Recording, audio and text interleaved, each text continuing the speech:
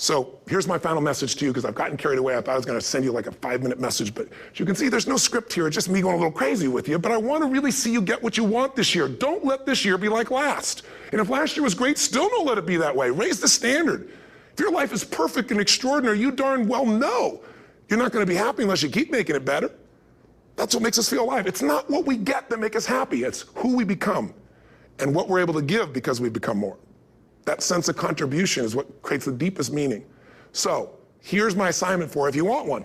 If you want to go from conversation to some action, here's a simple thing to do. What's an area of your life right now that you really want to improve?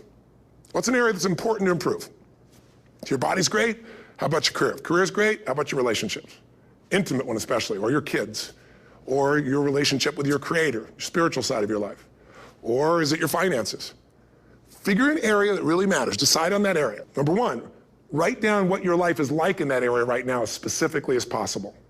So you might say, well, I'm 13.5 pounds overweight, whatever the weight is, whatever the situation is, or my body fat's like this, or I wake up exhausted in the morning, and you write the truth of where you are right now. So you're real clear.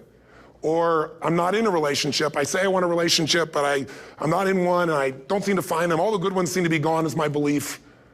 And I really do want one, but I don't have it. Whatever your definition. Or I'm in a relationship, and God, I wish I wasn't in a relationship. I'm planning my escape, wherever you are. Or I have a wonderful relationship, we love each other, but there just isn't enough passion. Just write the truth of where you are. The area you want to change, but write how it is. And then the second step is, and this is where you got to be really honest with yourself. What are the rituals that have put me there? Because whatever results you're getting, even if you don't like the results, there's some rituals that are keeping you in that place. There's some rituals of what you eat or don't eat, how you move or don't move, how you sleep or don't sleep. There's some rituals in the lack of variety or spice or energy or focus in an area. There's something you're doing, and it's usually not one thing, it's a bunch of little things that you kind of do consistently whenever you think about getting in a relationship, whenever you think about working out, whenever you think about money. You get yourself in a state of overwhelm. You start thinking about all the things you can't control. Just write down all the rituals you have, and then here's the third step. What do you want?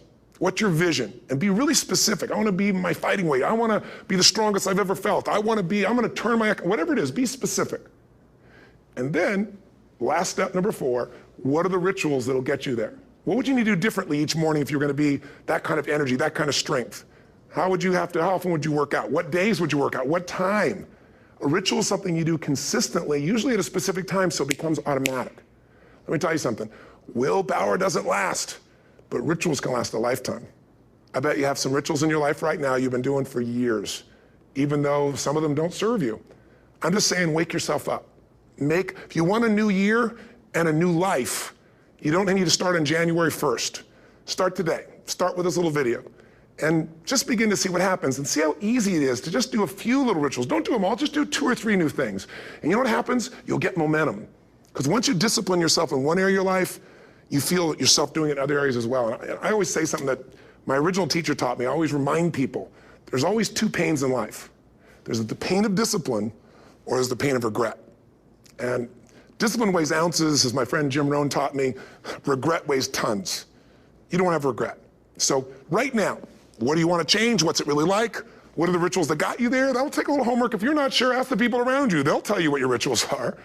What do I really want in depth? What are the rituals that'll get me there? And then get yourself to start a few of those actions and lock them in place.